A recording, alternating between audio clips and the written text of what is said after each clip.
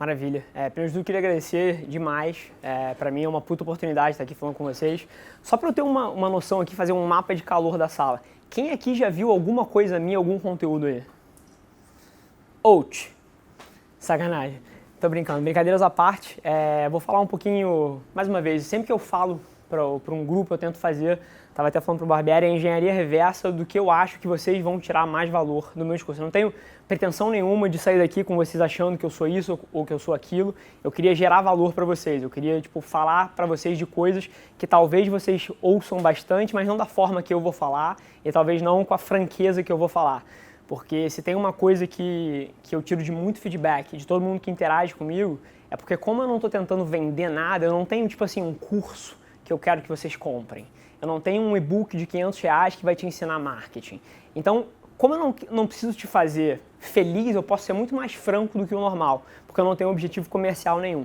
Então, eu acho que vai ser super interessante essa troca com vocês. Queria deixar super aberto o estilo que eu gostaria de fazer. Eu vou contar um pouquinho da minha história, tentando fazer alguns highlights de por que eu estou aqui, se você deveria prestar alguma atenção no que eu estou falando, ou se você pode ignorar tudo que está saindo da minha boca, dependendo do que você achar de mim. E depois eu queria abrir para um Q&A, deixar abertaço para vocês fazerem as perguntas que vocês quiserem, trazendo as situações de vocês, as dúvidas de vocês e as curiosidades que forem geradas aí ao longo da palestra. Fechado? Então, maravilha, cara. Fui criado, filho de mãe solteira, meus pais se separaram quando eu era muito pequeno, fui morar com os meus avós sem muita condição, passamos um perrengue, mas nunca me faltou nada. Não tô aqui para me fazer de pobre coitado, não vim da Baixada, fui criado super bem, mas nunca tive excesso de coisa como eu cresci vendo amigos meus ter. Então, situação humilde no começo da vida, mas sempre estudei em escolas boas. Posso dizer que eu hackeei a minha passagem pelas escolas. Fui diagnosticado super cedo na minha vida com déficit de atenção. Alguém aqui não sabe o que é déficit de atenção? Déficit de atenção é alguém que não consegue ficar muito tempo prestando atenção em alguma coisa. Dizem até que é a doença do século, junto com o autismo. Minhas professoras do CA falam que eu fui alfabetizado em pé, porque eu era incapaz de sentar na cadeira. Então, desde muito cedo, muito energético, mas apesar de não ter muito talento para a escola, digamos assim, fui hackeando a minha vida na escola, passando, tal. Nunca fui um péssimo aluno, mas também nunca fui um aluno extraordinário. Mas sempre demonstrei aptidões em outras coisas. Desde muito novo, eu sou apaixonado por vender e por criar coisas. Então, cara, com 5 anos de idade, eu já nos eventos de família, eu fazia desenhos e vendia para os meus familiares e tirava uma grana em todo Natal, toda Páscoa, todo almoço de família. Eu lembro que eu não vou dizer que eu me sinto bem contando essa história, mas eu tinha 2 tias super idosas que eram apaixonadas por mim e eu descobri que eu podia derrubar a qualidade dos desenhos que elas continuavam comprando por R$10.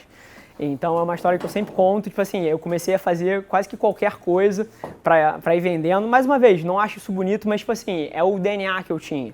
E aí, 7, 8 anos, comecei a colecionar, por exemplo, card de Pokémon, ia vender, ia comprar, ia revender. Mais tarde, isso passou a ser...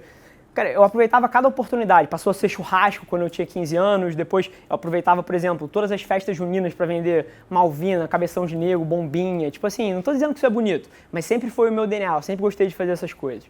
Então, fui hackeando, a minha vida na escola, foi uma merda de um aluno na faculdade, estudei no IBMEC, lá do centro, mas fui uma merda de aluno por falta de autoconhecimento.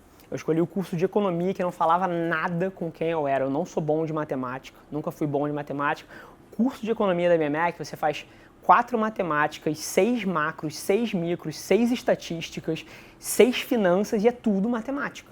Então, eu não tinha tesão nenhum de estar naquela sala.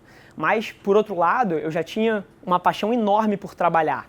Então, enquanto os meus amigos estavam na sala, cara, eu faltava aula e estava no business da minha família, trabalhando desde o primeiro período. E adorava aquela porra. Então, não fui um aluno muito bom na faculdade por falta de autoconhecimento, de ter escolhido um curso péssimo para os meus talentos e para o que eu gostava.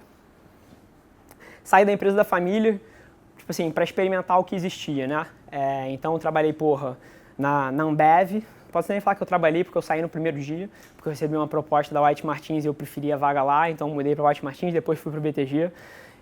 Saí do BTG porque recebi uma proposta para fazer uma pesquisa acadêmica junto de um ex-ministro de Minas e Energia, e aí fui testar isso também. Então, experimentei 1 milhão de coisas, voltei para a empresa da minha família, que na época que eu trabalhei antes era uma boa empresa, tinha um certo nível de mercado. Eu voltei para lá 4 anos depois e a situação era totalmente diferente. Então, a empresa que era super boa, tinha chegado a ter 150 funcionários, um faturamento super expressivo, estava falindo praticamente. Para quem entende, vocês são do curso de EDM, 6º, 7º período, para qualquer pessoa que entende alguma coisa de operação de empresa, uma empresa que tem uma dívida igual ao faturamento, uma empresa industrial que tem uma dívida igual ao faturamento, ela é incapaz de pagar os juros quanto mais o principal.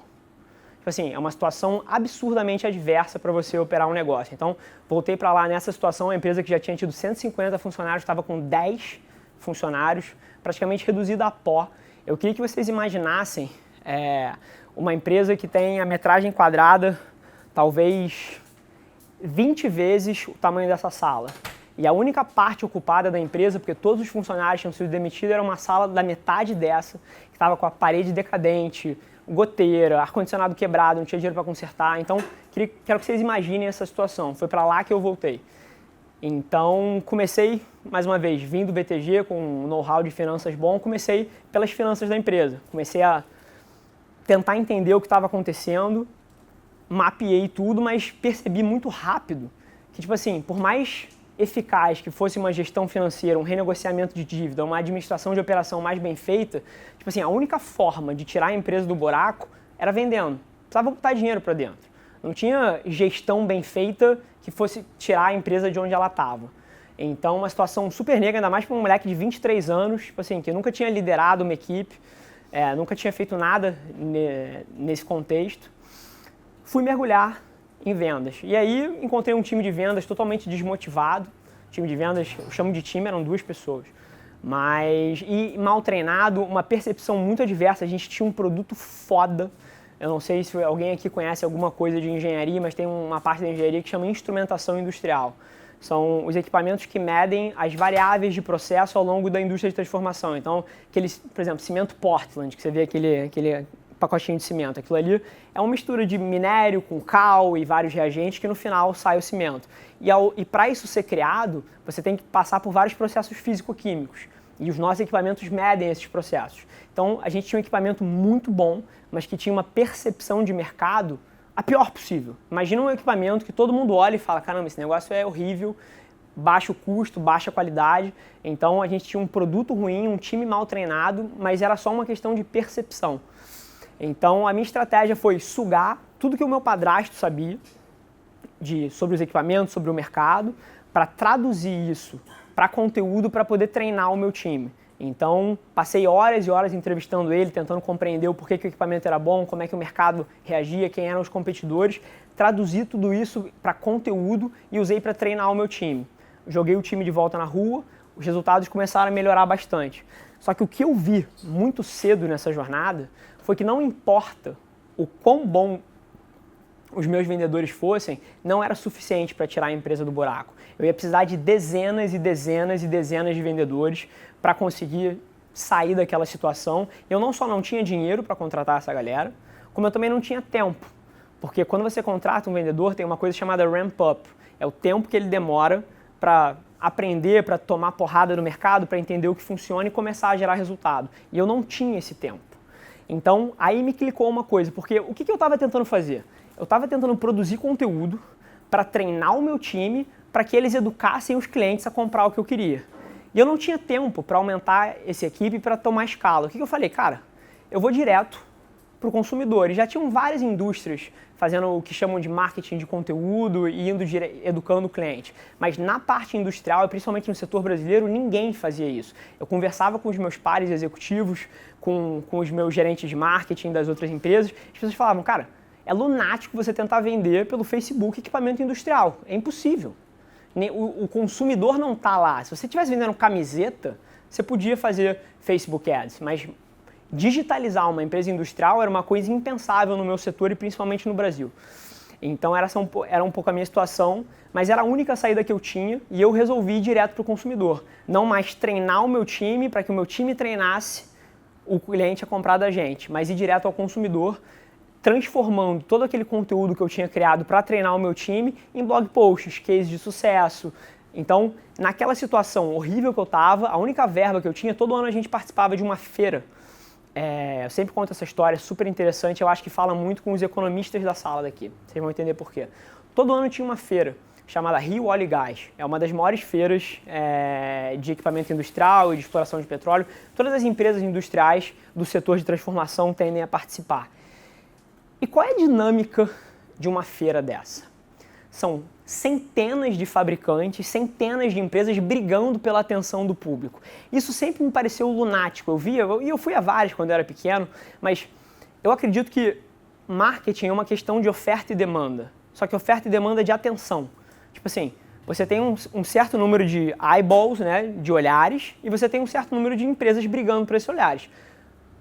A relação é exatamente igual a de oferta e demanda. Quanto mais empresas estiverem brigando pelo olhar dos consumidores, mais dividida essa atenção vai estar. E quanto mais olhares dos consumidores tiverem, mais atenção as empresas ganham. E uma feira dessa, para mim, não fazia sentido, porque primeiro pelas dinâmicas de poder e ego que rolam nessas feiras. As empresas querem provar que são grandes, provar que são poderosas, e elas acabam inflando os preços do metro quadrado. É um negócio absurdo. Você por um cubículo paga 300 mil reais. É um negócio de maluco. Então a gente participava desse negócio tradicionalmente todos os anos. Eu cancelei essa feira naquele ano. A gente não ia pegar um stand de 300, ia pegar um stand de 80, 90, no fundo de um poço, num canto escuro. E eu cancelei essa feira, peguei esse dinheiro e resolvi que eu ia aplicar isso em marketing digital, ia contratar um designer, ia contratar um programador para fazer um site. A gente nem site tinha, pra vocês terem uma ideia. Então foi essa decisão. Cancelei a feira por causa dessa dinâmica, eu achava lunático isso e resolvi apostar no marketing digital. Então transformei todo aquele conteúdo que eu tinha usado para treinar o meu time em blog posts, cases de sucesso, subi um site moderno, otimizado para mobile. E aí tá o grande lance que as pessoas eu conto não acreditam. Eu meti 70 mil reais em Facebook Ads em 2014, quando empresa nenhuma fazia isso. Obviamente não foi num mês só, foi num span de 3 meses, mas isso era tipo assim, totalmente lunático, ainda mais na indústria.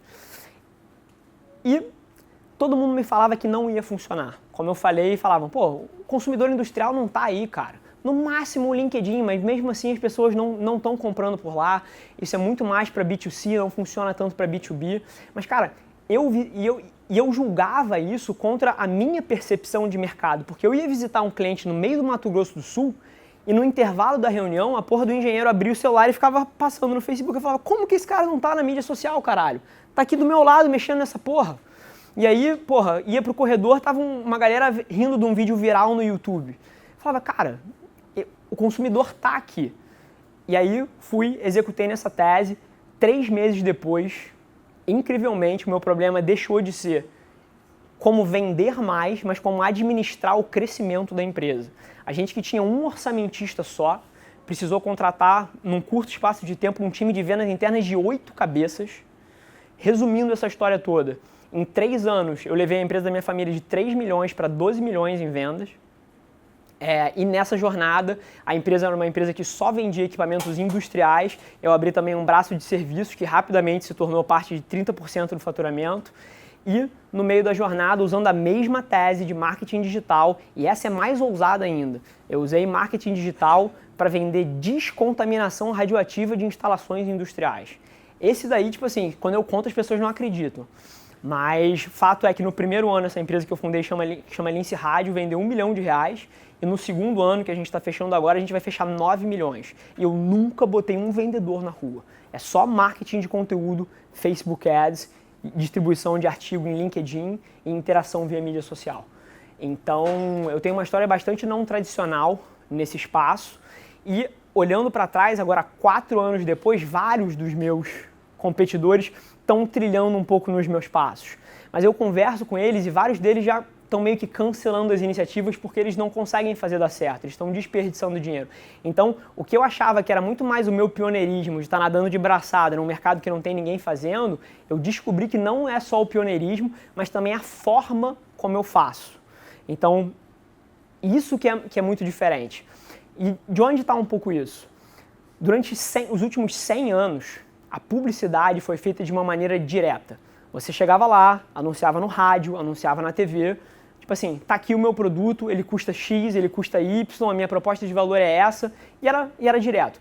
Só que na era que a gente está de excesso de informação, vocês e um engenheiro e um diretor, quando está numa mídia social, cara, ele não quer ver a sua oferta dizendo que você tem 20% de desconto. Cara, ele quer consumir alguma coisa do interesse dele. Então a dinâmica da venda mudou muito. As empresas que vencem nesse ecossistema, elas não têm um DNA de vendas. Elas têm um DNA que parece com uma empresa de mídia, uma empresa de publicidade. E o que isso significa? Ao invés de você anunciar o seu produto, você usa essas mídias para gerar valor para o seu público-alvo, de forma a criar um relacionamento que cria autoridade, que cria alguma conexão sua e depois você vende por branding. Mídia social não é uma ferramenta de venda, pura e simplesmente. Mídia social é uma ferramenta de vendas via branding. Então é uma dinâmica muito diferente. Eu nunca coloquei uma propaganda falando do meu equipamento, falando do meu serviço.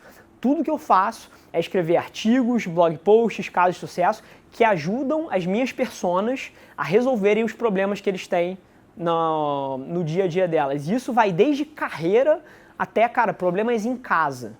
É tão amplo quanto isso. E depois o que você faz é você opera esse relacionamento de maneiras inteligentes para monetizar para o teu negócio.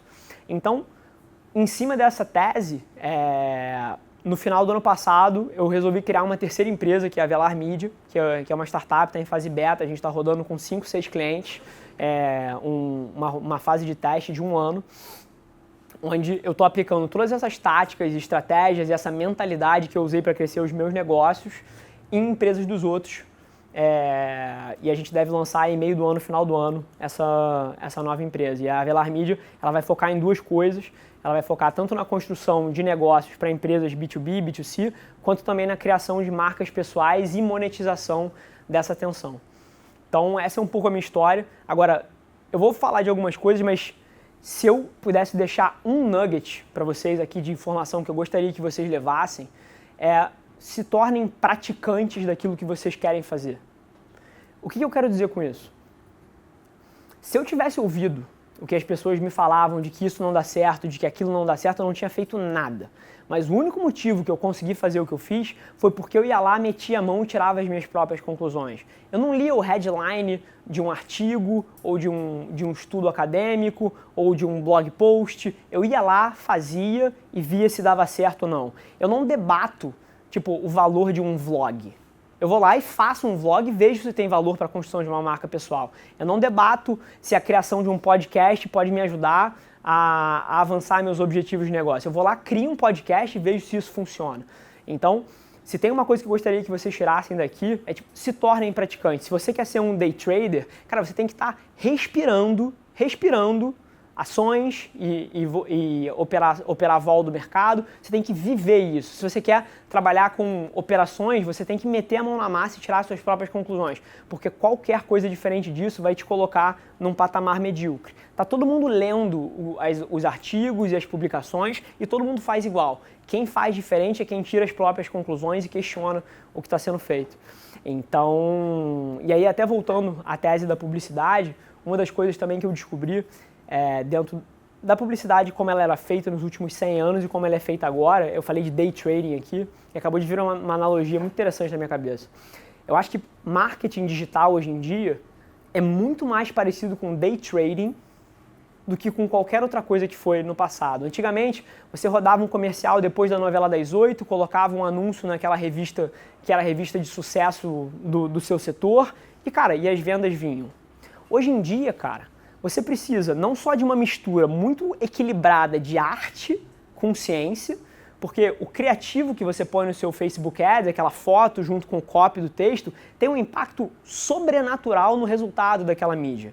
Mas não é só isso, porque depois você tem que usar uma dezena de softwares, algoritmos, inteligência artificial, para captar esses dados e entender o que eles significam para que você possa aumentar a eficácia, a efetividade das suas campanhas. Então, é um bicho que eu acho que muita gente não vai nem entender. Então, existe uma oportunidade gigante para as pessoas que entendem essa arbitragem, que entendem que o mundo mudou e que as coisas precisam ser muito mais dinâmicas do que elas eram quando você comprava só o horário nobre e botava a sua marca lá. Então, é um pouco essa a minha mensagem. Agora, eu tenho um medo fudido e eu tenho medo até das pessoas que me seguem, que acompanham o meu vlog, que veem o meu show no YouTube, deles tirarem as lições erradas, porque eu tô trabalhando há 8 anos. Tem 8 anos que eu trabalho. Então as pessoas olham pra mim e falam assim, caralho, overnight success ali. Tipo assim, do dia pra noite, tá ali, foi de 1.000 para 20 mil seguidores em um mês. Porra, olha só, o moleque tem 27 anos, já fez isso, já fez aquilo. Cara, eu tô trabalhando há 8 anos. Eu demorei 8 anos para abrir a boca para começar a falar o que eu achava pro mercado. Então, cara, primeiro metam a mão na massa porque é muito trabalho duro. Isso tudo que vocês ouviram eu falar aqui em 15, 20 minutos, cara, se você falar que a minha carreira tem 8 anos, e vamos pegar só os depois da faculdade, 4 anos, porque aí fica mais justo aqui. Eu trabalho 3 vezes o que uma pessoa normal trabalha. Porque uma pessoa normal trabalha 8 horas. Eu trabalho para começar 14, 16. E eu, os primeiros 3 anos da minha carreira, trabalhei todos os sábados e domingos da minha vida. Então, com 3 anos de carreira, eu já tinha trabalhado por 9. Então, é muito trabalho duro. É muito trabalho duro.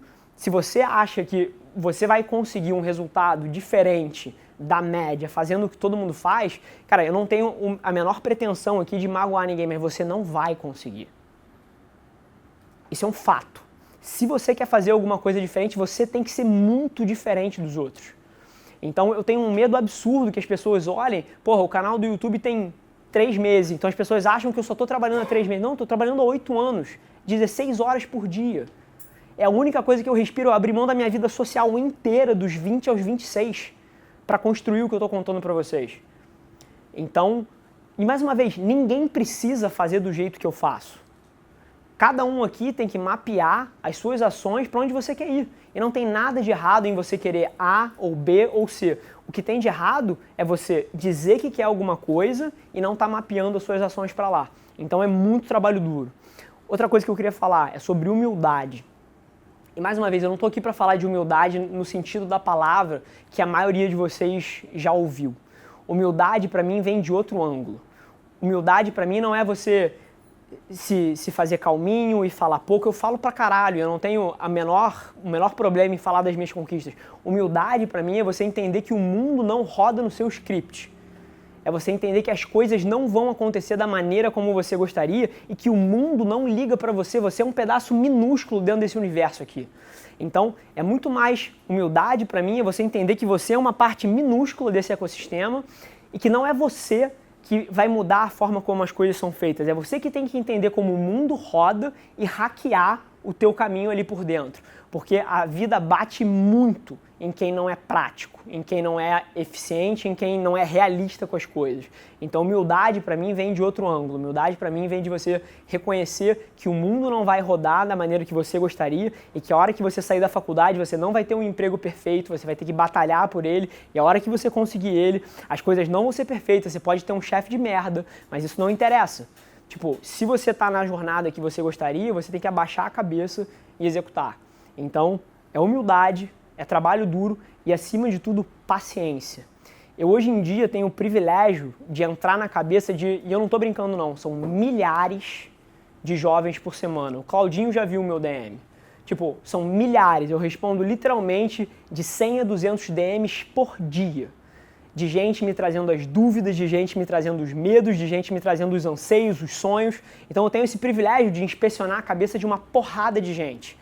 E eu vejo tanta gente aleijada com 22 anos porque não conseguiu o estágio que gostaria ou porque foi demitido do seu primeiro emprego. Cara, eu queria, se eu pudesse colocar mais uma coisa na cabeça de vocês, é tirar esse peso das costas de vocês. Porque vocês podem fazer tudo de errado pelos próximos 10 anos da sua vida e ainda ter muito tempo para fazer acontecer, ainda ter muito tempo para fazer dar certo. Você pode literalmente tirar os próximos 5 anos e experimentar tudo que você gostaria de experimentar, que você ainda vai ter 27, 28, 29, 30, 31, ainda tem uma vida pela frente.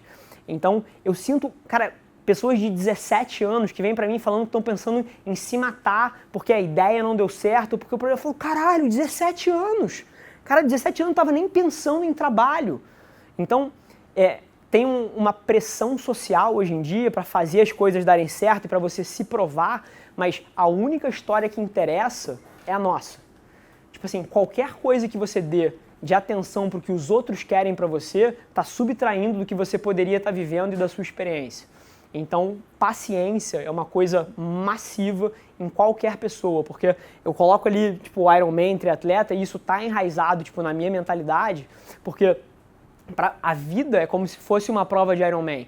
Tipo, não é um sprint de 100 metros. Não é o gás que você vai dar hoje que vai transformar a sua vida. É o que você vai fazer pelos próximos 10 anos. Então, todo mundo aqui que está nessa sala, eu não estou vendo ninguém aqui que é mais velho, cara, vocês têm tempo. Vocês podem literalmente tirar os próximos 5 anos, experimentar tudo o que vocês quiserem e ainda ter muito tempo para construir a vida de vocês. A gente está vivendo numa fase fantástica, uma era de ouro do empreendedorismo e de tirar projetos do chão. A internet tirou todas as barreiras de comunicação, reduziu o custo de você começar a quase zero. Então, para mim é lunático que as pessoas estejam se alejando com medo de não estar fazendo dar certo com 23 anos. Então, é um pouco isso o meu recado. Eu acho que eu vivo e respiro essas coisas que eu falei, humildade no sentido que eu falei, trabalho duro e paciência. E essa é um pouco da minha história. E agora, se a gente pudesse abrir um tempo para pergunta, para a galera tipo, tirar qualquer coisa, para mim é a coisa que gera mais valor, porque tudo que eu falei aqui, vocês podem entrar no YouTube, vocês podem entrar no Instagram e vocês vão me ver falando 1000 vezes. Meu conteúdo é ultra repetitivo. Ultra repetitivo. E uma galera me fala isso. Cara, seu conteúdo é muito repetitivo, cara. É óbvio que é repetitivo. Você quer que eu me reinvente a cada 7 dias? Eu tenho princípios e esses são os meus princípios. E é disso que eu falo o tempo todo. Então, tudo que eu falei aqui, vocês podem ver no YouTube, vocês podem ver no Instagram, vocês podem ver no meu blog, nos textos. Então, a parte que eu acho que eu gero mais valor é quando eu interajo com vocês, respondendo as dúvidas e dando o meu PDV nas situações de vocês. Então, é isso, galera. Obrigado.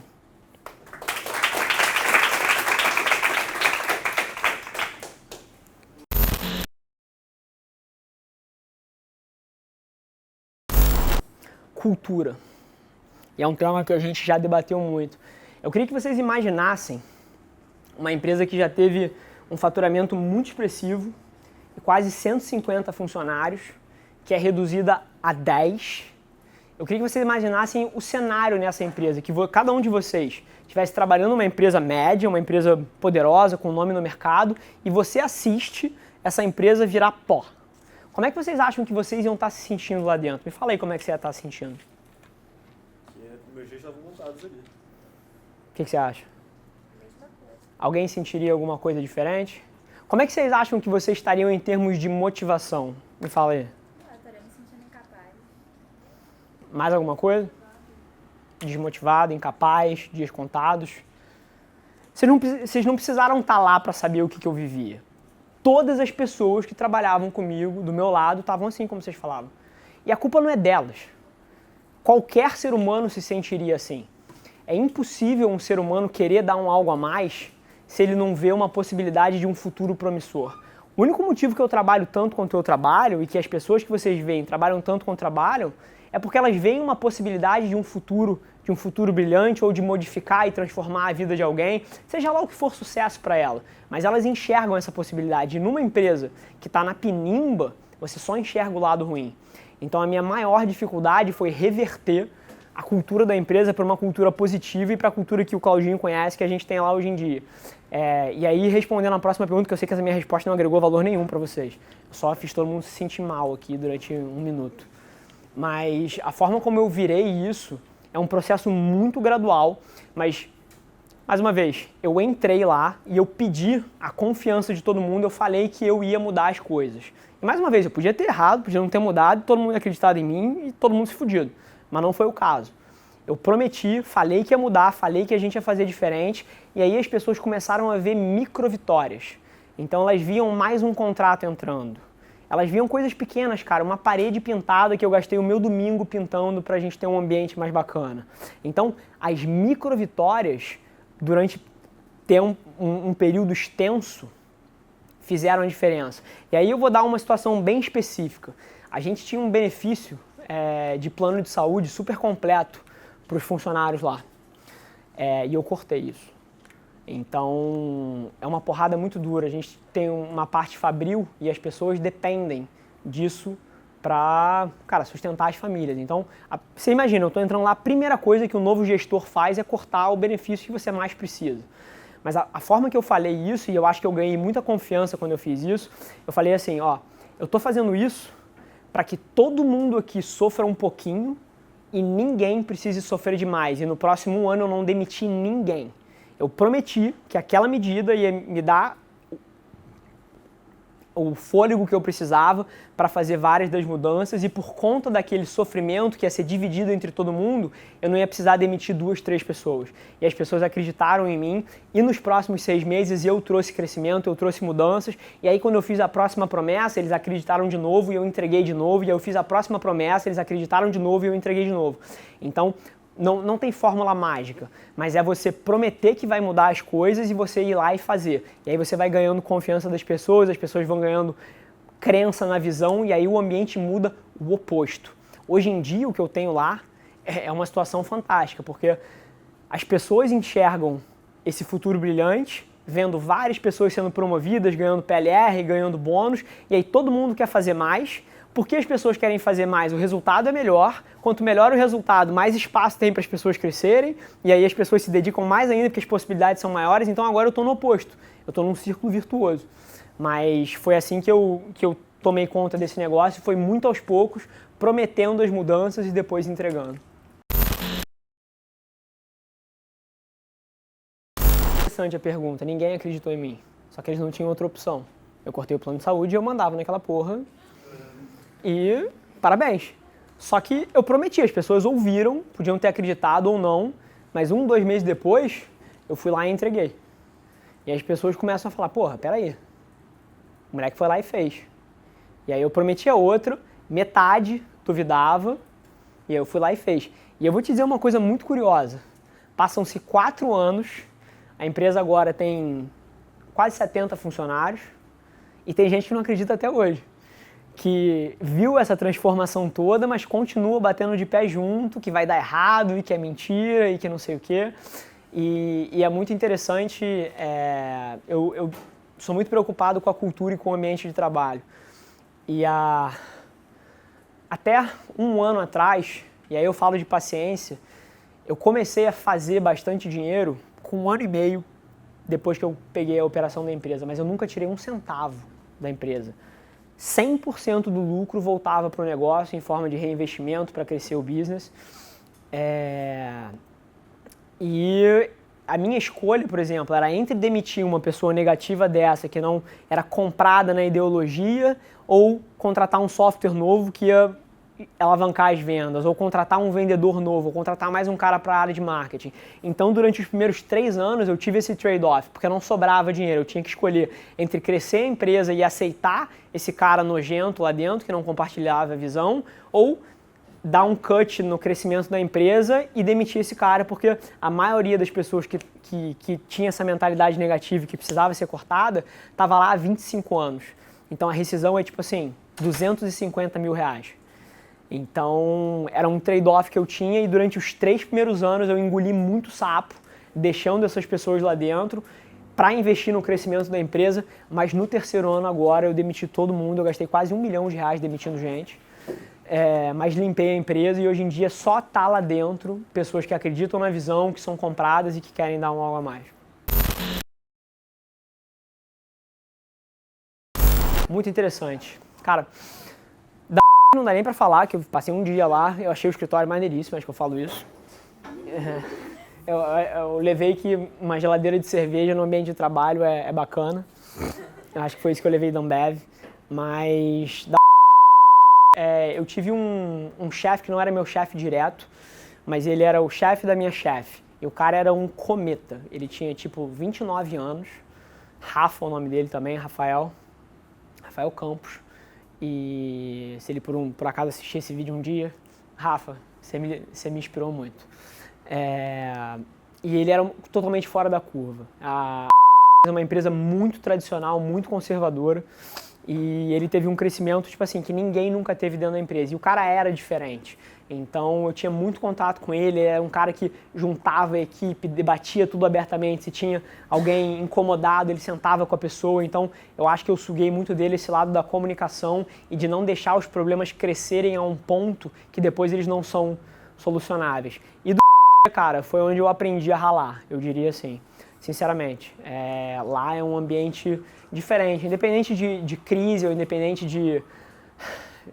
do que vocês achem do banco, lá é um ambiente, pelo menos na época que eu trabalhei lá, muito diferente. Então você aprende a dar duro, você não vê ninguém lá que não tá ralando, você aprende, tipo assim, que você pode dar muito mais do que você achava que você dava, porque a barra é simplesmente mais alta. Então eu acho que eu levei isso. E da consultoria com o ministro de Minas e Energia, que eu acho que eu levei a maior lição. Eu acho que mudou a minha vida. O cara foi um dos fundadores da Fibria, foi presidente do conselho da Vale do Rio Doce, foi ministro de Minas e Energia, ministro de Planejamento, então assim, um cara totalmente fora da curva. E eu fiquei 6 meses escrevendo um livro junto dele. E o que eu percebi nesse processo foi que ele era uma pessoa exatamente igual a gente. Exatamente, o cara não tinha nada de extraordinário, mas ao mesmo tempo ele era extraordinário. Ele não era mais inteligente do que eu, mas ele estava numa posição assim, que ele entrava e vinha, cara, o presidente da que não estava na reunião com ele, mas o cara descia para ir na sala para falar com o cara. E ele era uma pessoa totalmente comum. Então, me abriu o olho que as pessoas que todos vocês admiram, cara, elas não são muito diferentes de você. O que elas fizeram foi, elas escolheram uma trajetória e executaram naquela merda durante anos a fio, com disciplina, com foco, mas eles são exatamente iguais a você. Então isso fundiu a minha cabeça em termos do que eu achava que era possível. Porque até aquele ponto eu meio que idolatrava essas figuras emblemáticas do empreendedorismo, essas figuras emblemáticas da política, mas eu conheci várias delas, tive como presidente de várias empresas nesse processo, porque o livro era sobre energia, então tive como presidente de órgãos regulatórios, presidente das empresas, diretoria executiva, e cara, as pessoas são muito iguais a vocês. Não tem muita diferença, são só pessoas que ou tiveram oportunidade, sorte, mas acima de tudo se dedicaram durante muito tempo numa direção só. Acho que isso foi a maior lição que eu tive e abriu a minha cabeça porque eu achava que era possível.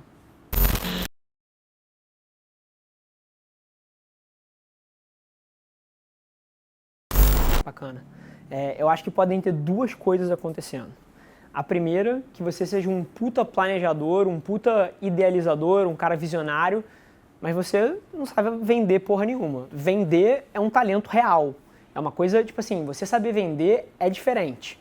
E é uma coisa que, cara, eu aconselho qualquer um que quer ser bem sucedido a aprender a vender, porque você precisa vender a sua vida inteira, você precisa vender as suas ideias, seja num projeto de empreendedorismo dentro de uma empresa, você precisa se vender, você precisa, cara, vender para os seus amigos, para influenciar as pessoas. Cara, vender é vida. Então pode ser que você não venda muito bem. Então isso é uma hipótese real. A segunda hipótese, cara, é que, e mais uma vez, eu olho pela minha ótica. Talvez você não tenha, e eu tenho vários amigos que estão tentando empreender e também têm dificuldade, a maioria deles não tem tração. Eles têm uma ideia, mas não tem evidência nenhuma que aquela ideia, que o mercado está disposto a pagar por isso. E a diferença entre os meus amigos hoje em dia que conseguiram captar dinheiro e os que não conseguiram, porque para você captar de um angel, sem tração nenhuma, geralmente é o problema que você falou, você precisa ter algum track record. Agora, para você captar com alguma evidência é muito mais fácil. Se você mostra, olha só, eu tenho 7 clientes pagantes aqui, te boto para conversar com 3 deles para você ver como é que o meu produto muda a operação deles ou a vida deles. Então, cara, eu te aconselharia a conseguir um pouco mais de tração, cara. Eu não sei o que você está tentando construir, se é um app, se é um software, se é alguma ideia, mas, cara, MVP é uma coisa muito realista. Você pode, literalmente, cara, quando eu abri a Lince Rádio, cara, eu não era nada mais que um site na internet e eu ligando para as pessoas que me atendendo as ligações que me faziam. Depois eu contratei uma pessoa, então é o que o nego chama de mágico de Oz. Você só tem o palco e por trás não tem porra nenhuma. Então, eu acho que se você conseguir um pouco de tração no teu negócio, pode ser muito mais fácil de você captar dinheiro se você não tem o track record. Se você quer captar, mas não tem um histórico de sucesso e você também não tem tração, cara, aí você vai precisar dar sorte. Porque é muito difícil. Eu não botaria o meu dinheiro no teu negócio se você não tem track record de tração. Não tem um link exato, não. Nada. É simplesmente... Isso, eu acho que o triatlon para mim nada mais é do que um processo do que eu quero para minha vida para sempre. É disciplina, é foco, Isso aqui é simplesmente um banner que eu fiz ontem, inclusive o Claudinho pediu para fazer alguma coisa, o designer fez.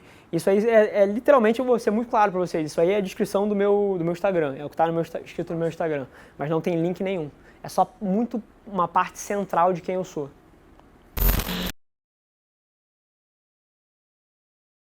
Hoje em dia eu tenho funções executivas na Instrumentos Lince, que é a empresa que o meu padrasto fundou há 35 anos atrás. Eu que administro a operação inteira, eu que coordeno vendas e o marketing. E eu supervisiono a diretora de operações, então ainda tenho isso, participo de alguns comitês e da parte de definição estratégica, mas não vendo mais e não tenho atividades de client facing. É só uma parte mais de gestão. Isso é um. Na Lince Rádio, eu ainda tenho algum caráter executivo de execução. Então, por exemplo, semana que vem eu tô na ainda faço alguns calls com o cliente para fechar negócio, mas estou cada vez mais me afastando disso. E qual é o negócio da Lince Rádio? A gente faz consultoria e execução de serviços em proteção radiológica. O que é isso? Proteção radiológica nada mais vou dar até um passo atrás. Na indústria de transformação, em vários momentos você usa radiação mesmo, radioatividade. Aquele negócio que no filme vocês veem verde brilhando, não é verde, não brilha, mas é real, a indústria usa isso. E você tem uma série de normas de segurança para poder se adaptar a isso para garantir a segurança dos seus funcionários. E a gente tanto aplica consultoria nessa área, aconselhando as empresas sobre como tratar isso e como implementar essas práticas, como a gente também terceiriza 100% disso. Se você não quiser ter ninguém na sua empresa que é dedicado a fazer isso, a gente põe funcionários nossos lá que vão tomar conta disso para você, porque é um nicho muito específico e as empresas tendem a não saber fazer. E aí foi a grande virada do negócio. Tem 12 meses, a gente verteu para uma parte muito forte de descontaminação de ativos offshore. Enquanto uma empresa petrolífera, ela perfura e ela extrai petróleo, você acumula vários isótopos radioativos nas paredes do tanque e nas tubulações. E isso de tempos em tempos não só obstrui as vias de operação, como também aumenta uma coisa que a gente chama de taxa de exposição, que é simplesmente o cara que está andando no andaime, está do lado de um duto e aquele duto está emanando radiação nele. Então você de tempos em tempos você tem que abrir esses dutos e jogar um jato d'água específico, fazer uma raspagem, recolher esse material todo, colocar em tambores, isolar e descartar em depósitos radioativos. E a gente faz essa operação inteira hoje em dia. E a gente tem clientes muito grandes. João, depois bipa esses nomes todos aí. Sim, e a Velar Mídia que está nascendo agora. É uma agência de marketing digital focada na construção de marcas pessoais e de estratégias digitais para empresas. E a gente está rodando um teste beta com 5 clientes para fazer o lançamento no meio do ano ou final do ano. Mas é para transformar a pessoa física em influencer? Mais ou menos. Vocês querem que eu apresente rapidinho aqui para dar um contexto para vocês? Querem?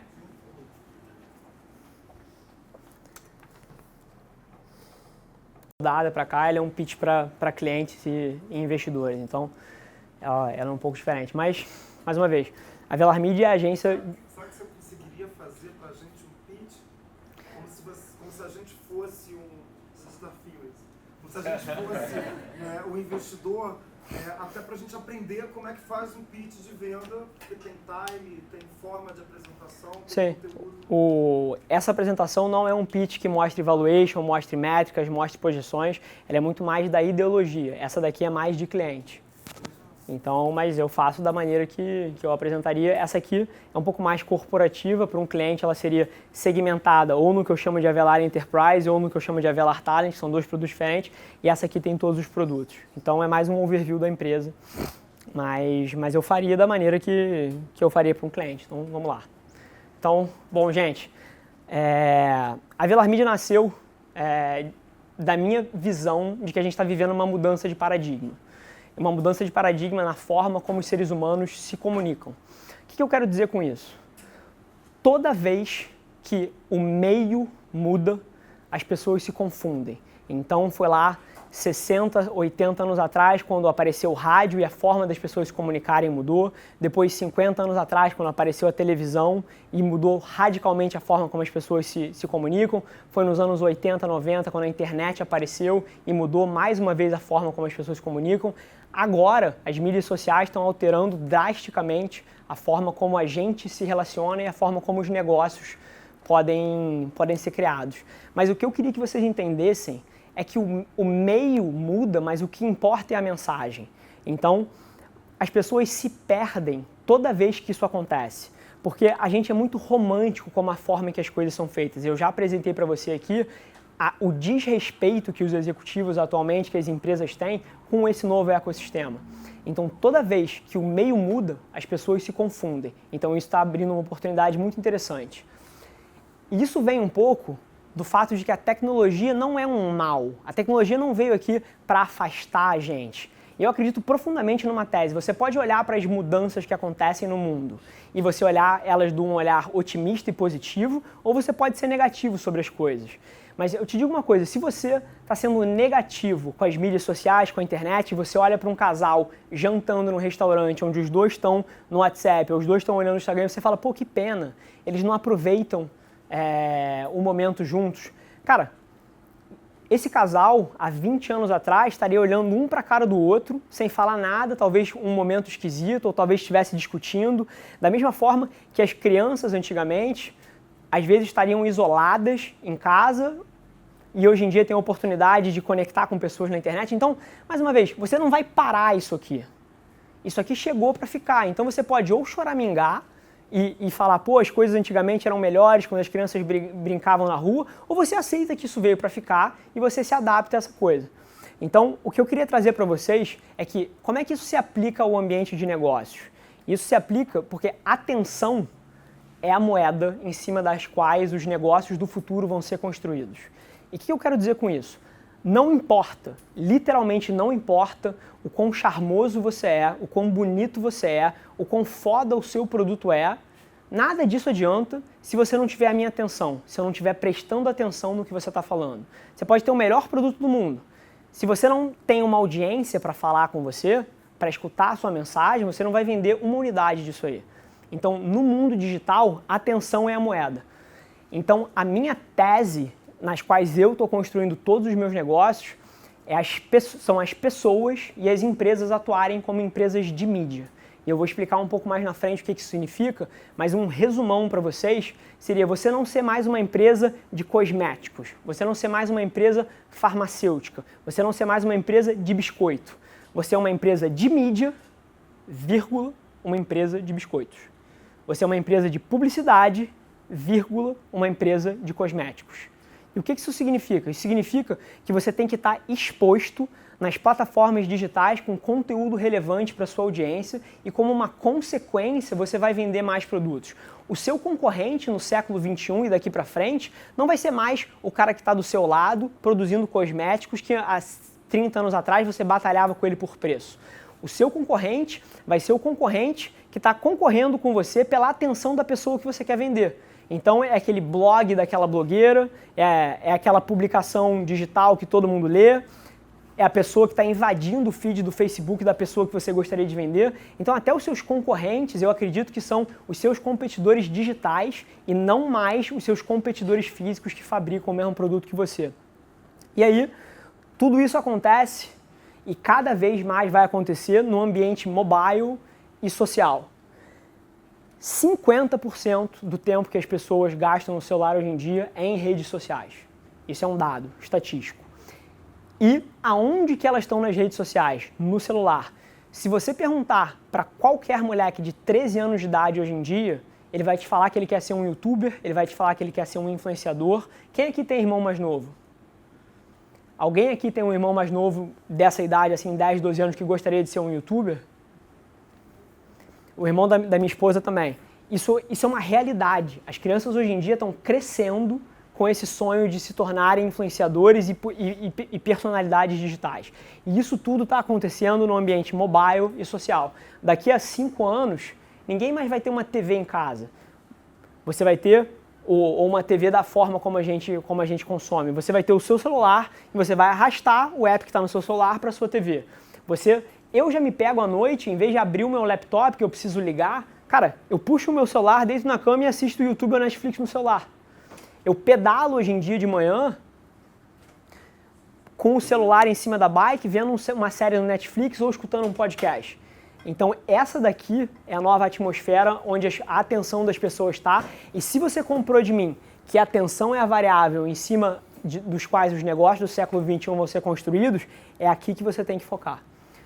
Então, o que é a Velar Mídia? A Velar Mídia nada mais é que uma resposta para as demandas do agora. Existe uma esquizofrenia no discurso dos negócios, do que eles acham que é importante. Se você conversar com um executivo de uma empresa, ele vai te falar que as mídias sociais são super relevantes e que é super importante no planejamento estratégico dele, mas se você escrutina o que eles estão fazendo, as palavras deles não mapeiam para onde a boca deles está apontando. Então, o que eu estou propondo é a abordagem bem sucedida que eu tive nos meus negócios. Então, a primeira coisa que faz a gente ser radicalmente diferente: a gente não é uma agência de publicidade que senta num escritório e define táticas e estratégias, mas nunca construiu um negócio usando isso. Foi sempre uma visão de fora. A gente é uma agência de publicidade que nasce da execução real e construção de negócios em cima desses princípios. Então é radicalmente diferente de uma agência de publicidade comum. E o que a gente pode fazer? A gente tem basicamente 3 produtos. O que eu chamo de Avelar Talent, o que eu chamo de Avelar Enterprise e a Avelar Mídia XP. Vamos olhar cada um deles. A Avelar Talent é o produto que eu mais acredito.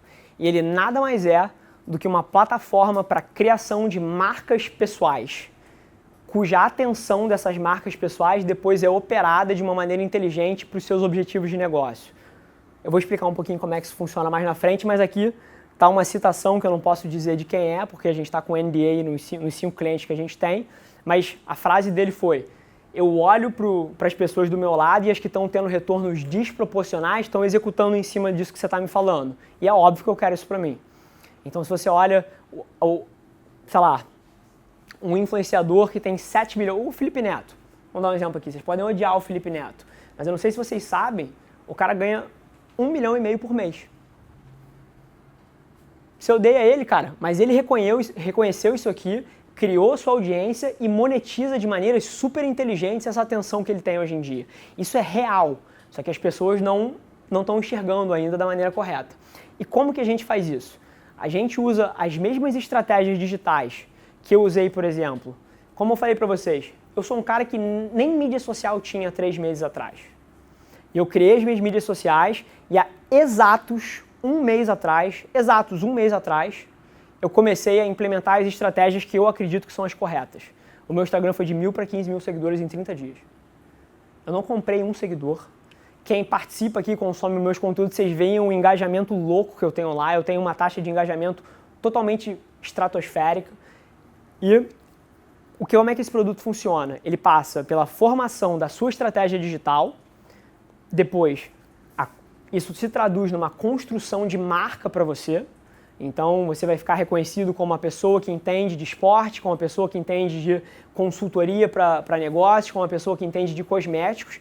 E depois a gente usa estratégias inteligentes e inovadoras para monetizar essa atenção. Seja com e-commerce, seja com product placements, seja com deals com marcas, seja com publicidade. Tem várias maneiras de você monetizar a atenção. Então a gente é como se fosse um pacote completo para alguém que está fazendo isso. Eu vou dar um exemplo de quem está fazendo esse tipo de coisa. Eu tenho atletas olímpicos, que são meus clientes, estão fazendo parte do beta, e eu tenho executivos de altíssimo nível de empresas de capital aberto que estão fazendo a transição de uma carreira corporativa para uma carreira pública, onde eles querem ganhar escrevendo livros, onde eles querem ganhar dando palestras, e eles estão participando disso aqui para crescer as marcas pessoais que eles vão monetizar através de palestras, livros e afins.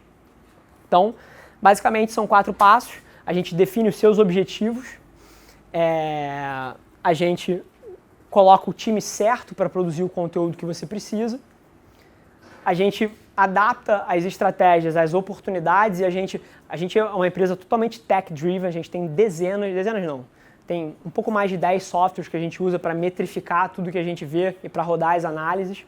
Então, a gente compreende o panorama das oportunidades e alavanca os insights para adaptar a estratégia, e depois a gente opera essa atenção para os objetivos quaisquer que eles sejam. Então, desde venda de livro, até aumento do seu speaking fee, até, como eu falei, product placement, abrir um e-commerce, enfim, tem várias maneiras interessantes de você monetizar essa atenção que você conquista. E aí a gente tem uma estratégia muito peculiar.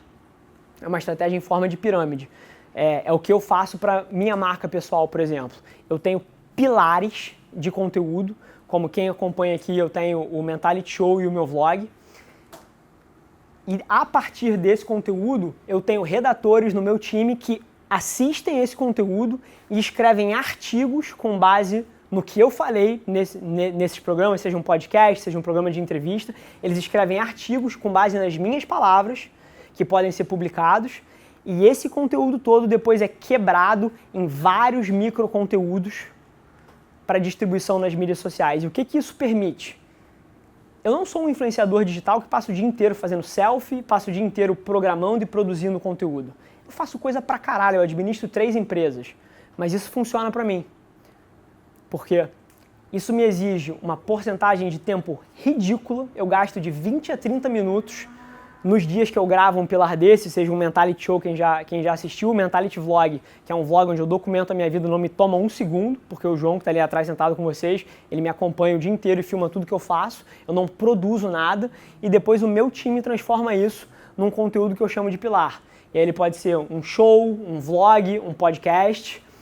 Depois o meu time de redação e os designers consomem esse conteúdo, produzem os artigos que vocês leem, que podem ser distribuídos no Medium, no LinkedIn, no Facebook, no seu próprio blog, e depois tudo isso é quebrado em microconteúdos para as plataformas relevantes. Então são os drops que vocês veem dos momentos de 30, 40 segundos que tem no meu Instagram, que tem no meu Facebook, são aquelas citações que vocês veem. Então tudo isso é retirado desses meus conteúdos de pilar. Então eu dedico muito pouco tempo ou quase nada e tenho uma exposição de mídia sobrenatural para a dedicação que eu faço de tempo. Então essa é um pouco a tese. A parte da Avelar Enterprise nada mais é do que a aplicação de tudo que eu sei que dá certo e que eu fiz dar certo nos meus negócios.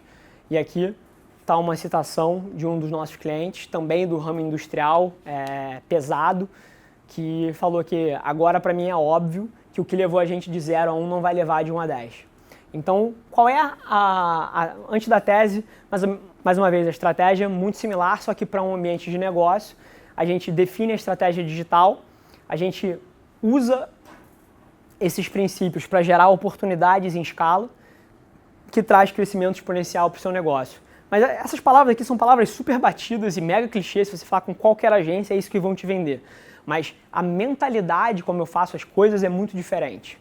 Então, só para passar por um passo a passo aqui, basicamente o que acontece na Avelar Talent, a gente define os objetivos, produz conteúdo e distribui estrategicamente, alavanca os insights baseados em dados para aumentar a eficiência das campanhas e entrega oportunidades reais para o seu time de vendas para aumentar o seu faturamento.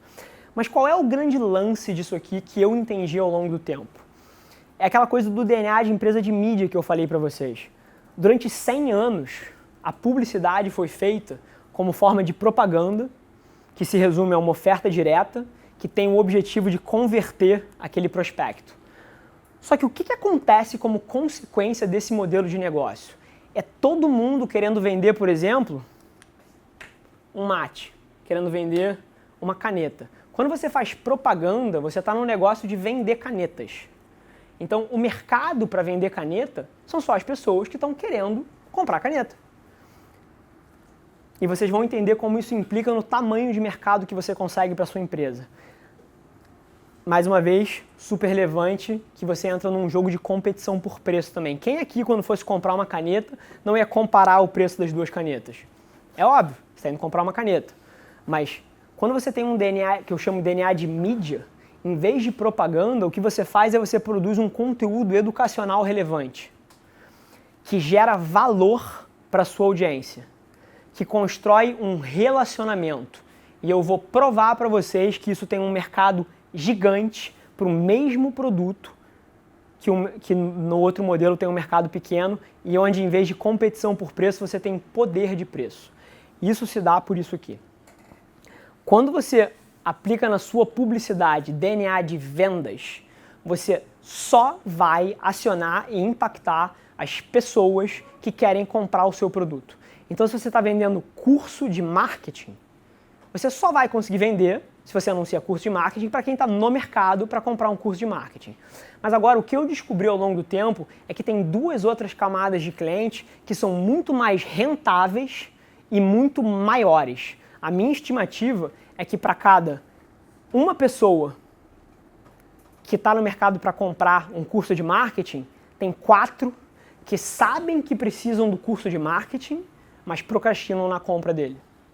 Ou sabem que precisam de uma chave de nível, que é um produto que eu vendo, mas procrastina na compra da chave de nível. E mais que isso, para cada 5 pessoas que estão no mercado para comprar uma caneta, tem dezenas que não sabem que precisam daquele curso de marketing ou de uma chave de nível. E quando você faz a sua publicidade focada na venda, focada na conversão, focada na oferta direta, você só aciona esse mercado aqui. E por que com um DNA de mídia, de uma empresa de mídia, você aciona o espectro todo do teu mercado potencial? Porque você educa o cliente sobre aquela necessidade. Vou dar um exemplo aqui. É o efeito que o nego chama de cerveja premium. Quantos aqui gostam de uma cerveja artesanal? Levanta a mão aí pra mim rapidinho. Tá, quase todo mundo. Você não olha com um pouco de desdenho quando você vai pro bar e você tem a opção das duas cervejas, você, por exemplo, pede uma Skol e um amigo seu pede uma Colorado, IPA, não sei das quantas, você vai falar assim, porra, minha cerveja é meio ruim. E o que eu vi quando eu comecei a passar por essa... Sim, sair da fase adolescente para a fase adulta, foi que todos os meus amigos que se educaram sobre cerveja e que entenderam o que o lúpulo significa, o que a porcentagem de álcool muda no paladar, quais são a diferença de uma lager para uma IPA, para uma whatever the fuck, eu não conheço muito cerveja, mas o que aconteceu? Todos os que se educaram sobre cerveja, cara, eles só queriam depois a artesanal. Porque você passa a valorizar as nuances que um produto premium te dá. E na hora que você faz marketing dessa maneira, você alcança as pessoas que sabem que precisam e procrastinam. De que forma? Você educa ela sobre os benefícios e você cria senso de urgência. Então você, ao invés de fazer uma propaganda do seu produto, você escreve uma peça de conteúdo que mostra todas as ramificações da procrastinação dele naquela decisão. Ou você mostra um caso onde alguém que estava procrastinando também tomou a decisão e viveu uma transformação. Isso é um DNA de mídia. Você não está falando do seu produto, mas você está criando urgência naquela pessoa sobre o que você vende. E o terceiro, para mim, é o mais interessante. São as pessoas que nem sabem que precisam do que você faz. Eu vou dar o exemplo do curso de marketing aqui, mas que são clientes potenciais. E essas pessoas, se você anunciar um curso de marketing, vai passar batido nos olhos dele. Mas se você começa falando, por exemplo, de sucesso profissional, e aí você escreve uma peça de conteúdo que fala sobre as top 5 coisas que um profissional bem-sucedido tem que fazer para dar certo na carreira. E aí a quarta você coloca lá, ser um expert em marketing. Você já vai abrir o olho dele. Hoje em dia, você através de cookies e ferramentas de retargeting, você pode depois servir esse cara com uma segunda publicidade, um Facebook Ad, seja no Instagram, seja um vídeo. Você serve uma segunda publicidade que mostra dentro de marketing o que ele deveria estar estudando. Você não ofereceu produto nenhum ainda, mas você está educando ele que nem sabe que precisa de um curso, de que o curso pode ser benéfico para ele. E aí numa terceira ocasião você vai lá e oferece o curso de marketing. Você acabou de converter uma pessoa que nunca compraria de você num cliente. E foi isso que eu enxerguei nas minhas empresas. E aí eu comecei pelo mercado de automação industrial. O Brasil é um país atrasado tecnologicamente. Se você viaja para o meio do Mato Grosso do Sul e entra numa planta cimenteira, você vai ver a decadência que é a situação brasileira industrial. Então, as pessoas não só procrastinam nas decisões porque não tem dinheiro e para comprar aquele equipamento ele tiraria de outra parte do orçamento de CAPEX ou de OPEX, ou ele nem sabe que precisa porque ele não foi educado dos benefícios daquilo. Então, quando eu comecei a produzir conteúdo, mostrando os benefícios, criando senso de urgência, eu não só aumentei o meu mercado potencial, como eu passei a vender dezenas de vezes mais do que eu vendia e do que os meus concorrentes vendiam anunciando só para quem está no mercado para comprar. Então essa é um pouco a diferença da minha filosofia e da forma que eu faço marketing. E não é só a filosofia, você precisa dos softwares e das táticas e dos algoritmos para poder rodar essas campanhas. Então, a máquina de vendas que eu chamo, que é o que eu tenho hoje em dia, que são centenas de clientes me ligando por dia, querendo saber quanto custa, querendo saber como é que ele faz para comprar, funciona mais ou menos assim. Você captura a atenção das pessoas gerando valor, você cria um relacionamento com essa pessoa através de uma lista de e-mails, de um retargeting no Facebook, tem várias formas. Nesse processo você vai educar o mercado e como consequência você vai vender mais. Só que o que acontece que é super interessante, depois que o cara passa por essa máquina inteira aqui, cara, ele não quer mais o produto ruim, ele quer o seu produto. Porque você criou essa autoridade e foi você que educou ele sobre as necessidades. Então o poder de preço, eu cobro 2 vezes o que os meus concorrentes cobram por uma coisa que é quase equivalente. Porque eu tenho um branding alucinante da percepção que as pessoas têm do que o meu produto faz por eles. E eu sou a autoridade no mercado quando se fala das coisas que a gente faz. Então é super interessante você ter essa mentalidade um pouco diferente. E o terceiro produto que a agência tem, e a gente rodou 2 testes betas desse daqui até agora, é a gente convida gerentes de marketing, analistas de marketing, e a gente teve até agora acho que 3 ou 4 executivos só, líderes de empresa, para passar um dia com a gente no que eu chamo de Avelar Media Experience. E nada mais é do que... Tá até errado aqui. Nada mais é do que uma imersão, uma consultoria de um dia no universo de como a gente faz marketing. Então, basicamente, é uma compreensão 360 de todos os ecossistemas das plataformas relevantes, da forma como a gente faz mídia paga, da forma como a gente pensa publicidade, produção de conteúdo, criação de marcas pessoais, e isso é feito através de várias partes. Você tem tanto acesso irrestrito aos nossos executivos, às nossas pessoas chaves, os estrategistas da empresa, inclusive com masterclasses lideradas por essas pessoas, inclusive lideradas por mim também. Além disso, a gente tem workshops com casos práticos aí, pela percepção que a gente teve das pessoas que já participaram, a transformação foi absurda. E aí tem, só porque é a hora para se fazer isso, né? É uma escala e uma infraestrutura sem precedentes. Antigamente, se você quisesse colocar a sua mensagem para fora, você precisaria, cara, de uma empresa de produção para produzir uma puta peça, para pagar um royalty gigantesco para uma televisão colocar o seu anúncio ou para uma rádio anunciar isso. E hoje em dia você pode literalmente pegar R$20 e fazer todo mundo na Barra da Tijuca saber que você abriu uma hamburgueria no Olegário Maciel. Com R$20 você faz isso, através de Facebook Ads. Então é uma escala sem precedentes. A infraestrutura foi reduzida a um smartphone. Você não precisa de mais nada do que um smartphone. Você pode literalmente criar uma foto num aplicativo chamado Canva, editar ela usando qualquer outra coisa, fazer um vídeo apontando a câmera para sua cara com o seu iPhone 5, 6, 7, que é mais do que suficiente e melhor do que as pessoas tinham antigamente, e distribuir isso em 5 minutos através de Facebook Ads e tornar a sua mensagem parte da conversa. Então é uma escala e uma infraestrutura sem precedente que permitem você não só construir a sua marca, mas como criar uma narrativa e contar uma história que antigamente não era possível para negócios menores. O que eu descobri no meu caso, que quando você é bem sucedido fazendo isso, você não só faz parte da conversa, mas como você controla a conversa. Tem várias tecnologias novas nascendo no Brasil, nos mercados que eu ataco, e pelo fato de eu ter uma exposição massiva das mídias, eu controlo a narrativa e a opinião das pessoas sobre as tecnologias e sobre o que as pessoas pensam sobre aquilo ali. Então é um poder de mercado sensacional. Mais uma vez, você pode conectar com a sua audiência e tirar seus próprios insights, criar a sua base de dados. É uma plataforma que você pode usar para escalar outros objetivos de negócio. Se você atualmente tem uma empresa, mais uma vez, de curso de marketing, mas você já tem essa audiência online, já criou sua lista de e-mail, para você criar um curso de empreendedorismo, você já tem a atenção inteira. Então, a construção de uma audiência digital é uma plataforma que você pode operar para avançar outros objetivos de negócio também. E, o que eu falei, direcionar essa atenção para os seus objetivos de negócio. Então, é isso aí. Boa.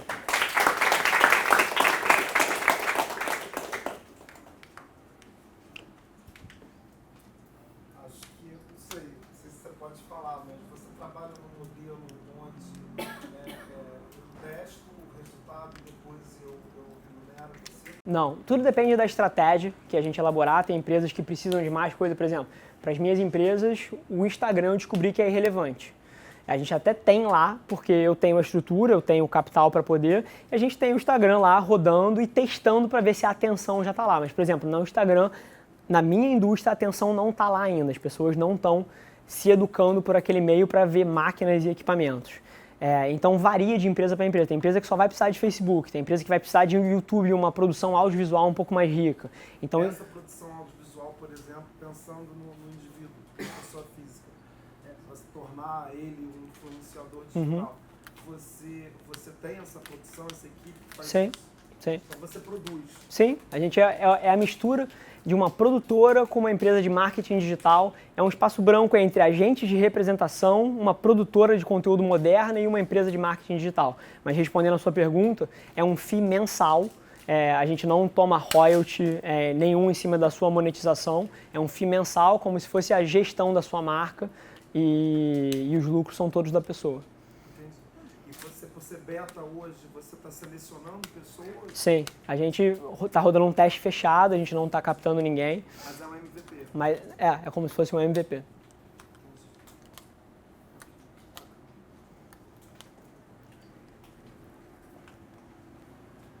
Pô, obrigado pela atenção, gente. Se alguém tiver alguma pergunta, manda. Qual foi o maior conflito que existia dentro de você quando era estudante e que hoje você vê que não existe mais o Rafael empreendedor? Que te impedia de ser aquela pessoa que você queria ser, mas não sabia como? Cara, eu acho que era a experimentação, quando você está sentado na cadeira que você está aí, e eu já tive nela muito pouco tempo atrás, essa experimentação que vocês passam tentando achar alguma coisa que ressoa com vocês, é uma coisa que gera muita ansiedade. Então, a maior mudança para mim é que na hora que você se encontra, você vê que tudo fez sentido, aquela ansiedade toda era parte natural do processo. Então, essa é a maior diferença para mim hoje em dia. Naquela época eu não tinha a capacidade de enxergar as coisas dessa forma, eu achava que eu estava perdido, eu achava que eu não estava me encontrando, mas o Steve Jobs fala essa porra, tipo, olhando para trás você consegue conectar todos os pontinhos e as coisas fazem sentido. Então é só você ter paciência e acreditar que se você estiver se expondo, que você estiver fazendo as coisas certas, você vai acabar trilhando um caminho que vai fazer sentido em algum momento. Manda. Já fiz uma pergunta? Pode fazer. Pode. Como foi a percepção do insight em que era a hora de mudar, por exemplo? Você tirou da falência a empresa dos seus pais, só que não satisfeito, você ainda foi para uma segunda empresa e agora você está criando em fase beta a sua terceira empresa, que é a Vela Mídia. Então, como foi a percepção do insight em que ficar na zona de conforto, em que deu tudo certo ali na primeira empresa, é o que vai ser para mim, é o que eu vou ficar para minha vida? Como é que foi? O foco da pergunta é assim, a sua percepção em que precisava mudar, que não era aquilo que você estava satisfeito. Bacana. Eu acho que isso mapeia para o que você quer da sua vida. Então, por exemplo, se eu quisesse uma renda super boa e viajar pelo mundo inteiro, o ano inteiro, eu já podia parar. Mas não é isso que eu gosto de fazer. Eu dei uma sorte fodida que o que eu descobri que eu gosto é construir negócios. É tirar empresas do chão, é por isso, e mais uma vez, é impossível você ser massivamente bem-sucedido se você não trabalha muito. Só que uma coisa que eu te digo, é muito mais fácil você trabalhar duro se você faz uma coisa que você gosta. Isso tira o peso daquilo ali. Aquilo deixa de ser um atrito, deixa de ser um ranço e passa a ser um prazer. Eu não me sufoco quando eu estou na empresa e os meus amigos estão no bar. Eu me sufoco se eu estiver no bar em vez de estar na minha empresa. Então, tipo assim, eu sei que pode parecer meio lunático pra vocês, mas a minha cabeça funciona diferente porque eu amo essa porra daqui. Eu passo 24 horas do meu dia pensando no que eu vou fazer diferente, como eu vou melhorar aquilo ali. Isso é a minha paixão. Então, eu não vejo, tipo assim, o ponto final, entendeu? Pra mim tá bom, pra mim tá ok. E da mesma forma, pela outra ótica, se tudo isso aqui der errado e daqui a 2 anos eu não tiver um puto no bolso, cara, eu vou estar fazendo isso aqui ainda, feliz da vida, porque eu não estou fazendo por um resultado específico, eu estou fazendo porque isso aqui é o que me tira da cama 3h30 da manhã todos os dias, que vocês vêm aqui com a energia que eu tenho, me faz trabalhar até tarde, porque eu gosto de fato disso aqui. E eu sei que empreendedorismo virou uma coisa um pouco sexy hoje em dia. Porra, coisa mais legal para você falar para seus amigos se você abrir uma startup, captou dinheiro, que está com valuation de 20 milhões. Cara, mas eu acho que várias pessoas estão entrando nisso pela razão errada e elas vão se frustrar muito. Porque quem ganha esse jogo aqui é quem gosta dessa porra. É quem não sente um peso de ter que trabalhar 16, 18 horas por dia e estar ali porque gosta daquilo e que vibra na hora que um teste AB de um Facebook Ad dá certo e reduz o seu custo de tráfego de 50 centavos para 22. Tipo assim, é diferente. Tem muita gente entrando nisso daqui porque é sexy, porque se tornou glamuroso. Mas eu gosto disso aqui pelo jogo. Então eu não sei se vai ser suficiente. Mais uma vez, posso mudar de opinião. Não tenho filhos hoje em dia, posso ter 3 filhos daqui a pouco e decidir que agora eu quero família, quero dedicar 200% do meu tempo à família, vou colocar gente para operar os meus negócios e eu não tenho medo de mudar de opinião. Mas no momento é assim que eu enxergo. Eu gosto pra caralho, é isso aqui que brilha os meus olhos, então não faz diferença se eu tenho 1, 2, 3, o que eu quero é explorar essa minha paixão. Comentando, né, corroborando aí com o que você disse hoje de manhã numa aula de uma outra disciplina que é voltada para a gestão de processos, o tema da aula era para falar de consultoria, que é a minha área de atuação já há 16 anos. E aí a primeira coisa que eu falei é o seguinte, olha, esquece vida social, né, para quem gosta do que faz, porque na verdade a gente tem prazos cada vez mais curtos, a gente tem desafios cada vez maiores, equipes menores, recursos menores, enfim. E aí se você gosta, né, você está pelo desafio, não a grana é consequência, né? Eu acho que muita gente às vezes cria uma expectativa do investimento realizado nessa marca e nessa instituição que é uma business school, na expectativa de que vai haver o ROI. E o ROI vai haver se você fizer, entrar, sim. né? Se você tiver, como você disse aí, o autoconhecimento, né? E entender que é isso que eu gosto.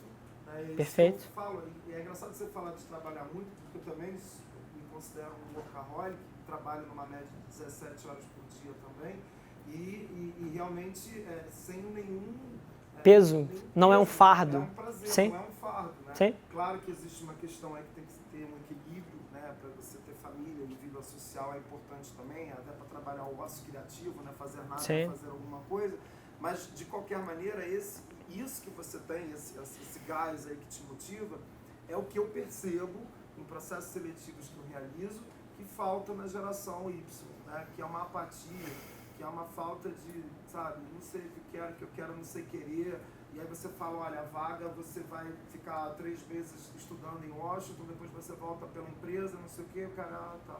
Porra, Apatia, sim. na minha época, se tivesse uma oportunidade daquela, eu ia estar pulando, e aí você Sim. vê que as pessoas, não sei o que motiva mais a galera, né, porque eu acho que está faltando um pouco de tanta informação na mão, falta se encontrar, né? Sim. E aí acho que quando você escuta, né, como você, que é jovem, que tem uma trajetória de sucesso, isso acaba nos motivando, né? Percebendo que é com muito trabalho, que a gente sempre fala 1% de inspiração, 99% de transpiração, essa frase conhecida, porque eu estou vendo aqui alguns dos seus vídeos, né? Atitude certa, ambiente errado, né? Só vendo que você acredita, nada nem ninguém está te impedindo de fazer acontecer, não tenha medo de mudar de opinião, foi o que você acabou de falar, então está muito voltado para uma questão pessoal, né? O sucesso do seu negócio, seja ele qual for, ele está intrinsecamente ligado ao fato de que você está fazendo o que gosta.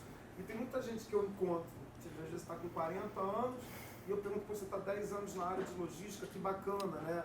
Como é que foi que você entrou? Ah, aconteceu. Né? Fiz lá um estágio, entrei, foi o estágio que eu passei e comecei. Você gosta? Ah, não sei, nunca testei outra coisa. Né? Então assim, e aí o cara está ali acomodado e deixando a vida passar, e por mais que você tenha dito que a gente ainda tem muito tempo pela frente, se a gente já perdeu muito tempo, teoricamente, porque curtiu a vida, curtiu a adolescência e tudo mais, para ele que tem 40, ele já não tem tanto tempo assim, porque a gente sabe do ciclo de produtividade de uma pessoa empreendedora que está ali até os 55 anos, mesmo com a expectativa de vida aumentando. Então ele tem ainda 10 anos, 15 anos para bombar, e não sabe o que quer e o que quer, não sabe querer. Então acho que cabe muito, né, aquela questão da autorreflexão. Perfeito. Que às vezes o curso de administração a gente escolhe justamente porque não sabe o que quer, e aí escolhe a ADM porque dá um leque de opções muito grande. A gente está chegando na reta final do curso, falta um semestre para a galera se formar e ainda não sabe o que quer, ainda está em dúvida. Então tem que realmente correr atrás aí, parar um pouquinho, né? é aquela diferença muito clara que eu observo do meu aluno do Rio de Janeiro e do meu aluno de São Paulo, né? O foco. O cara de São Paulo sai terça-feira de noite para ir para um shopping para discutir sobre trabalho, né? Aqui no Rio, se você fala sobre trabalho numa terça-feira, você é Um chato. assassino, sim. Então, assim, existe uma diferença cultural muito grande, é um outro país dentro desse Brasil que eu considero, em termos de foco, em termos desse exemplo que você está dando aí, né? Que eu não vejo isso mais, eu não vejo. Eu não vejo nem enquanto empreendedor, né, de ver pessoas comprometidas, que queiram, que tem aquele espírito de dono, né, que vai fazer o negócio acontecer, e aí você vai tendo esse resultado de poucos, né, espalhados, gerando baixo retorno Pro ROI da faculdade. pro raio da faculdade e Sim. para todo o resto. Perfeito. Foi um desabafo. E duas coisas que você falou eu acho super interessante. As pessoas às vezes se iludem. E eu falei um pouco sobre faculdade semana passada e as pessoas se iludem, tipo assim, a escolha de você fazer uma faculdade ou de você não fazer uma faculdade, porque eu tenho bastante gente mais humilde que não tem a oportunidade ou então que entrou por um fiéis e perdeu a condição financeira e parou de fazer sentido. Então, as pessoas acham que essa é a escolha definitiva, mas não é isso. É o que você faz com essa escolha. Tipo assim, não é você ter vindo para a melhor faculdade de ADM, uma das melhores faculdades de ADM do Brasil. É o que você vai fazer com isso. É o que você faz a partir do momento que você toma essa decisão. E você tocou num ponto que é super interessante. O meu conteúdo, ele é muito desse lado de cabeça, né? De como você olhar as coisas, de como você entender o que está acontecendo em volta de você. E isso parte de uma crença minha, de que eu sinceramente acredito 1000% que o conteúdo e as informações, cara, qualquer um pode saber. Eu vou dar o maior hack da história para vocês aqui. Anota aí, chama GOOGLE.com. Tudo que você quiser aprender está lá. Não é mais o conteúdo que impede as pessoas de agir. É uma falta de propósito, uma falta de clareza, uma falta de como você colocou, é uma apatia na execução que impede as pessoas, porque a informação está aí. A diferença entre quem faz ou quem não faz é quem quer de verdade. Eu acho que tem muita gente se iludindo no empreendedorismo e entrando nisso aqui por dinheiro e que vai se frustrar radicalmente porque de fácil não tem nada. É a visão romântica, né? Você Sim. vê na revista da banca de jornal lá o jovem, né, com a bicicleta Itaú, com a mochilinha nas costas, que ele vai para a praia trabalhar. Sim. Não é assim, né? A gente sabe que a vida real não é assim. Então essa visão romântica que é vendida no mundo dos negócios, ela é bem diferente, né? Quantas vezes deu errado para você conseguir dar certo? Mas todo empreendedor de sucesso Sim. conta isso, quantas vezes deu errado. Agora o que está faltando é motivação, eu vejo, né? Assim, a automotivação, né? O cara tem Sim. motivos para agir, né? E ele só vai ter isso quando ele se encontrar, né? Quando cair Perfeito. a ficha, que é a Endeavor fala, que é o day one, né? Quando é que caiu a sua ficha, você falou assim, opa, agora eu vou partir para empreender. E que muitos não estão acomodados. Eu já escutei de alunos daqui da Barra, quando eu fui fazer o plano de carreira deles numa disciplina lá do terceiro período, e aí ele falou assim, eu não vou fazer não, estou tranquilo, porque meu pai tem um negócio, eu estou com meu emprego garantido, não preciso fazer isso não. Bem, o Sebrae diz que o negócio vai falir na terceira geração. Então o negócio do seu avô vai continuar com seu pai e vai morrer com você. Então a gente tem que se preocupar com isso, né? Então foi o que eu falei para ele. Mas mesmo assim ele não se sentiu motivado para fazer. É esse cenário que me preocupa, né? Que jovem que a gente está aqui formando e o que ele vai fazer, né? Porque tem uma entrevista esse domingo aí para a CBN, acho que foi domingo, não lembro, onde saiu um dado relevante. Há 27 anos a gente não tem uma taxa de desemprego tão alta entre jovens de 24 até 27 anos recém-formados. Já 27 anos a gente não teve uma taxa tão alta. E aí na entrevista, né, que até o Claudinho viu, né, tá lá um jovem formado em relações internacionais, com MBA em gestão, que fala 6 idiomas, Nunca fez porra nenhuma. E que está vendendo roupa numa loja. Né? Então, assim, porque ele não consegue se realocar no mercado.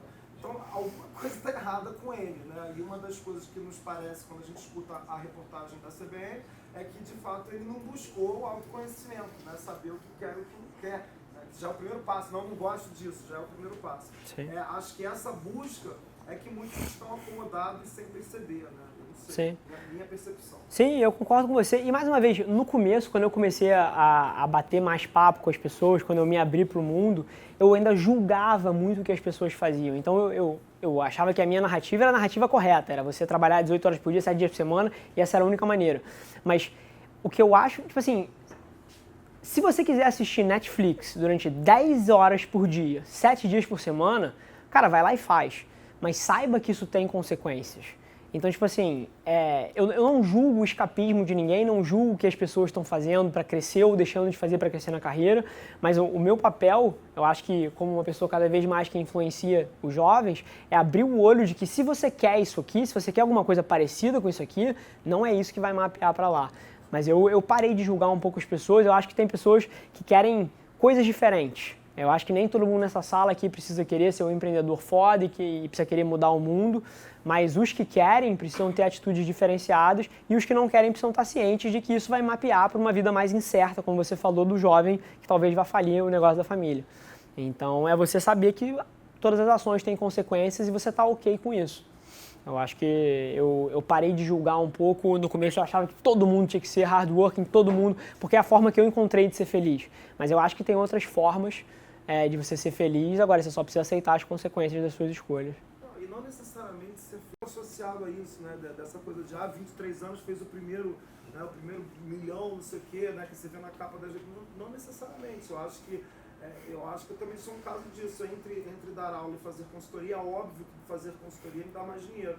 Mas aí eu encontrei um prazer que é conjunto, que é fazer o link entre as duas coisas. Então eu estou há 10 anos fazendo isso. E não gostaria de parar, né? Porque eu curto estar aqui vendo a evolução dos meus alunos. Se eu fosse fazer a conta do ROI disso, é terrível. Que eu já fiz educação e continuo fazendo em mim para continuar lecionando uma instituição como essa, não vale a pena. Nem um pouco. Mas não tem preço um aluno que me encontra no corredor e me conta, olha, passei, estou tendo sucesso, cresci, fui efetivado, isso para mim não tem. Isso para mim paga qualquer remuneração. Aqui falo de verdade, né? Mas, de fato, alguns, inclusive, fazem a opção de carreira como professor porque é a única profissão do país que tem aposentadoria integral. Ou então faz porque não conseguiu ser alocado no mercado, né? Não conseguisse me alocar no mercado, não consegui lugar nenhum, então você é professor. É uma realidade ainda do nosso país, né? E, na verdade, comigo acontece ao contrário. Quase todo semestre, graças a Deus, eu sou cantado para trabalhar dentro de uma empresa. Eu fico feliz por isso, mas eu não quero deixar a sala de aula. Mas realmente ter um plano, né? Pensar no que você gosta. Perfeito. E isso que... Claro. Assim, trabalhando com a parte de educação com os jovens, porque nós percebemos lá na empresa, é o que acontece, é o choque de gerações. Então, hoje o jovem, ele procura felicidade, mas os pais querem que o jovem seja bem-sucedido, e para os pais ser bem-sucedido é ganhar bem, ter posição social. Então, acaba o jovem fazendo a vontade dos pais e não o que ele quer. E isso traz esse desinteresse pelo trabalho. Então, assim, lá nós começamos a fazer reuniões, não só com o jovem para orientação, mas chamando os pais e até batendo muito nessa tecla de ser bem-sucedida, você ser feliz e acordar todo dia de manhã sendo feliz no que você vai fazer ao longo do dia. E assim, é uma batalha. Nós estamos fazendo reuniões assim, fazemos mensal e agora a gente está querendo ampliar isso. É uma batalha porque convencer aos pais de que às vezes alguém vai fazer música. Música. Nossa, mas você quer que meu filho seja passe pedinte. fome, sim. É essa a visão. Como é que meu filho vai ser pedinte? Meu filho teve uma que o pai é general, então o filho tinha que estudar no IME.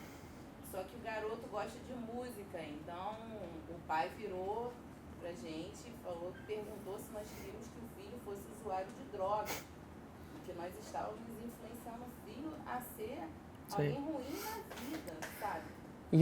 Isso é real. É muito complicado. Então, tá vindo uma geração para o mercado em que estão numa área que não querem mesmo. E às vezes, assim, sentido completamente opostos. Então, eu acho que eu ainda não pensei muito numa forma, mas porque cultura se educa, né? Se implanta a cultura.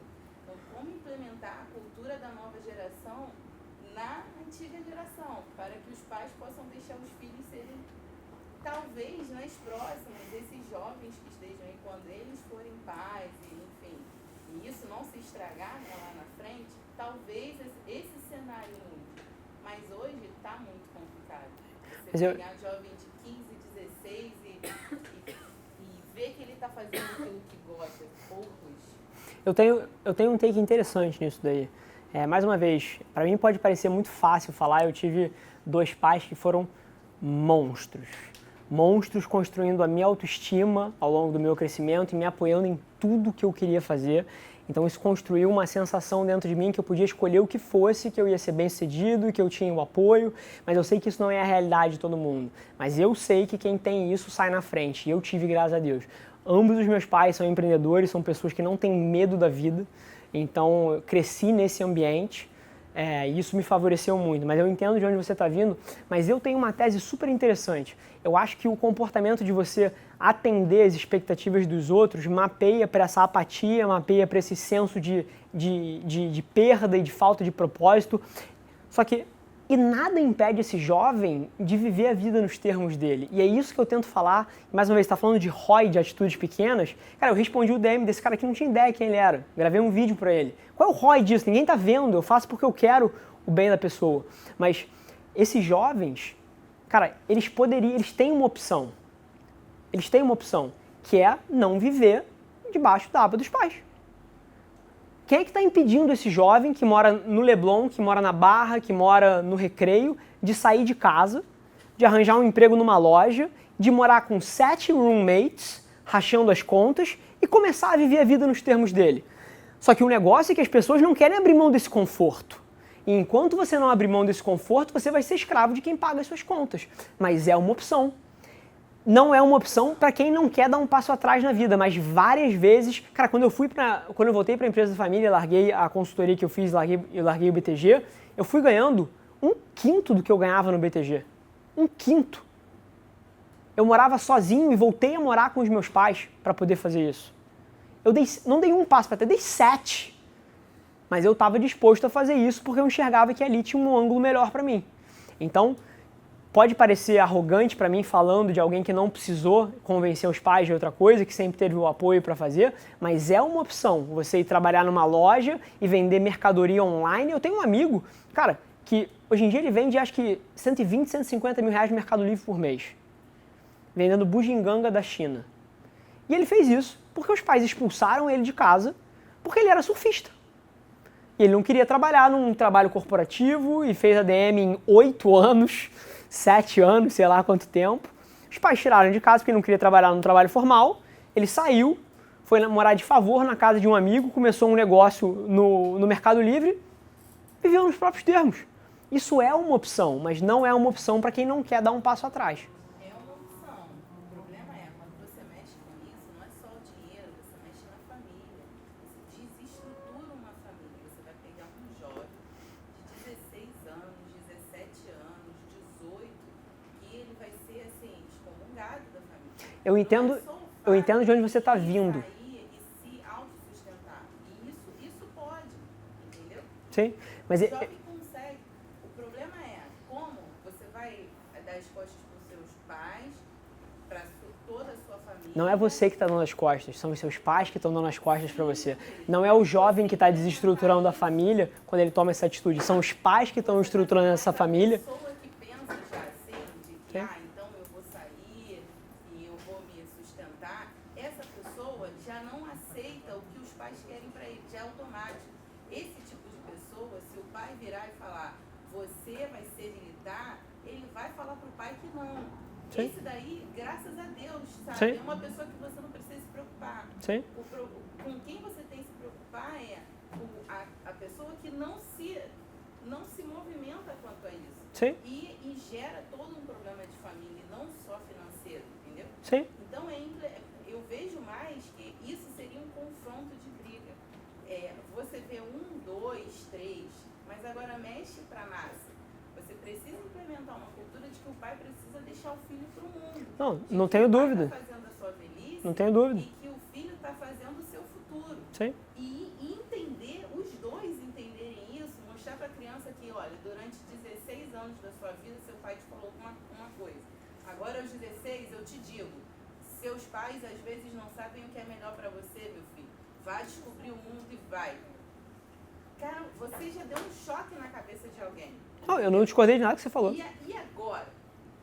Isso que você falou é uma opção, mas é uma opção e dentro de toda a população é uma opção muito pequena. É a única opção que serve.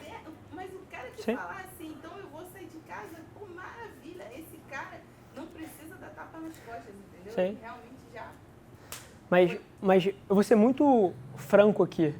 O que você está me falando da distinção dessas duas pessoas que existem, dois tipos de comportamento, eu vou chamar de outra coisa. Cara, são os vencedores e os perdedores.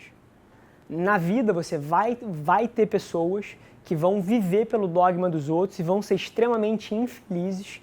E, cara, essa é a vida. Então, tipo, agora... Oi? Sim, mas o grande lance é porque eu acredito profundamente que você não tem como ser feliz e não tem como fazer os outros felizes em volta de você se você não está feliz. Então, eu acredito numa visão egoísta de felicidade. E eu tenho um nível de egoísmo que eu acho interessante. Tipo assim, eu boto o meu na frente dos outros várias vezes, mas o que isso causa é que eu não tenho rancor nenhum de estar abrindo mão da minha vida e de estar abrindo mão. Então, toda vez que eu estou perto das pessoas que eu amo, eu consigo fazer todo mundo em volta de mim feliz, porque eu sou a pessoa mais feliz do mundo. Então, eu acredito muito na tese de, cara, se você está perturbado com os seus pais que não te deixam, cara, vai lá e vive a sua vida nos seus termos. Eu tenho exemplo disso, mas é real isso que você falou, é um problema massivo. E a maioria dos directs que eu recebo hoje em dia, pelo menos 20, 30% falam disso. Cara, eu queria fazer outra coisa, mas os meus pais me pressionam, e isso é um debate que é real. Alguém tinha levantado o braço aí.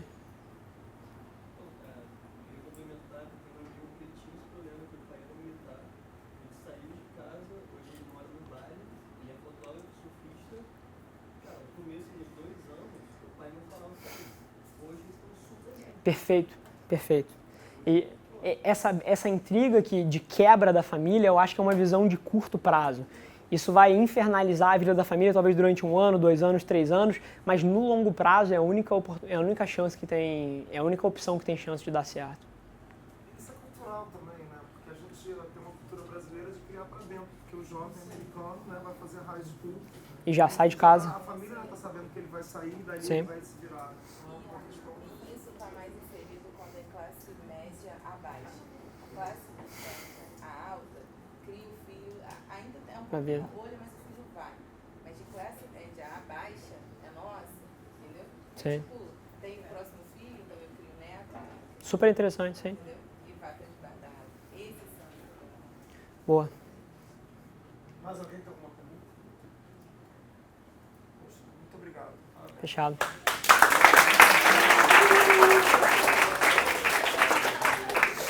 Fala aí, vlog.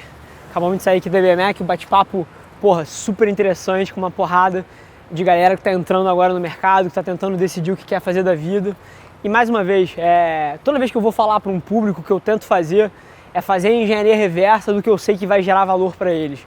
Então tentei moldar o meu discurso para como é que eu naveguei essa fase que é lotada de dúvida, lotada de incerteza, mas que, cara, é você abaixar a cabeça, experimentar o máximo de coisas possíveis, não ter medo de errar, porque uma coisa que eu tenho certeza é que a gente tem tempo. Falei isso na palestra, vou repetir agora, você pode errar tudo pelos próximos 10 anos e ainda ter tempo de viver a vida e construir a vida que você quer. Então, é nisso que eu acredito e é isso que eu tentei passar pra galera. Então, um dia fantástico, adoro essa interação offline aqui também e até a próxima.